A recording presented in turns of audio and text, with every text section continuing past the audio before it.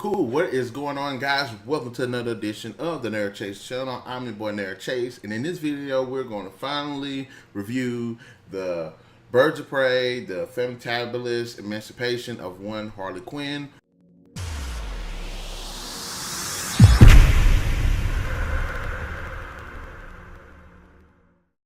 or Harley Quinn Birds of Prey, which I actually like the Harley Quinn Birds of Prey because it feels like it's a more appropriate title for this movie. Basically follows Harley Quinn after Suicide Squad, in which she breaks up with the Joker. She's kind of out there on her own, surrounded by all of these sharks in this big old ocean, and she's trying to make her way in the world without the Joker. And of course, she ends up teaming up with the Birds of Prey. There's a lot of controversy over this movie. The feminazis will just enjoy this movie. First of all, I didn't really mind the narration. Harley Quinn is telling the story, introducing characters, giving backstory. I really didn't mind that. I know a lot of people didn't like that. Decent. It definitely could have been better, but I thought it was decent, and I think it worked for what it was going for. It's freaking Harley Quinn, so of course she's going to pull a similar Deadpool act with the narration, which again, I don't think she's ripping off Deadpool. The performances I thought actually were decent, especially Margot Robbie. I think she did a good job as Harley Quinn. I would say that the character could have been written a little bit better. I didn't mind her. I didn't mind Mary Elizabeth Winstead. I didn't mind Jurnee Smollett Bell. I didn't mind Rosie Perez. As for what I've seen, I think they were decent. Also, I didn't mind the look of the film. It does have this comic book feel to it. You know, some of the sequences, especially during the narration, that actually look good with the cinematography, with the camera angles and some of the fights. Perhaps my favorite fight is the police station one, and it actually showed Harley Quinn doing some pretty cool stuff with the baseball bat. Now, let's go ahead and get into all of the horrible things that this movie has to offer. Now, I'm not getting all of them, but majority of them. First, the writing is just terrible.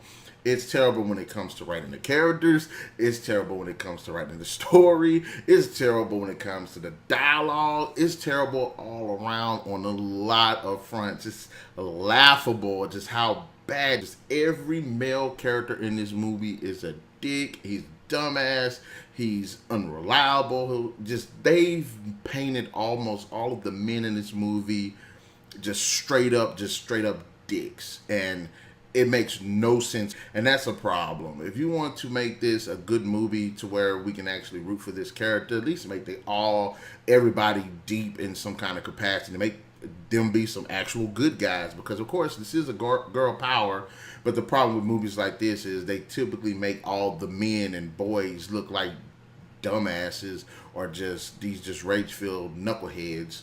Girls rule, boys drool. I like Ewan McGregor. Again, he did a fantastic job as Obi-Wan Kenobi, and I've liked him in a lot of his other films, but the problem with this film is he does not feel like Black Mass. To me, honestly, he didn't feel like a crime boss. Sociopath, I get that from his character, but as a crime boss, highly intelligent, highly methodical, you know what I'm saying? I didn't really get that from his character in this film. How can you make a character be so overly violent, turn around and just kind of make him like really emotional and effeminate? Have y'all read the comics? Black Mask ain't like that. Black Mask is a straight up G.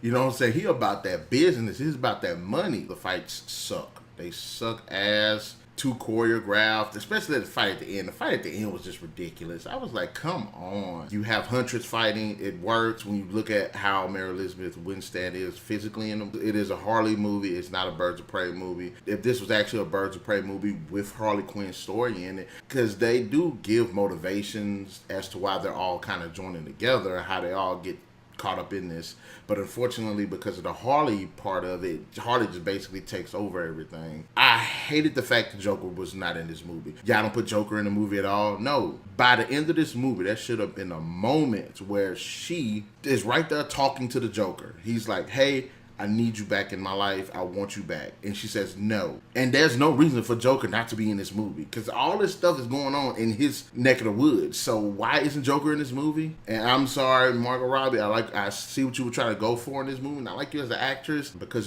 some of your decisions, it didn't do this movie justice. And if you can get over the bad writing, because that's a thing that Harley does in this movie that probably should have killed like 1,000 people. It happens and then they just roll over it. and you're like, well, wait a minute. So we're just not going to address this at all. It's entertaining, so I'm not going to say I wouldn't watch it again. But to say this is a good movie, I would be lying to you guys. Birds of Prey and the Fantabulous Emancipation of one Harley Quinn deserves a 2 out of 5.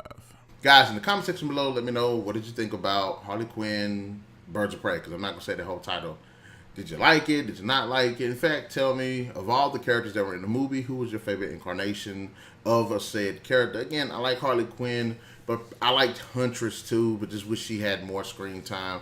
Anyway, guys, in the comment section below, let me know, what are your thoughts about this movie? Be sure to hit that like, share, subscribe, and that notification button to get the best of what we got going on this channel, and we'll definitely catch you guys later.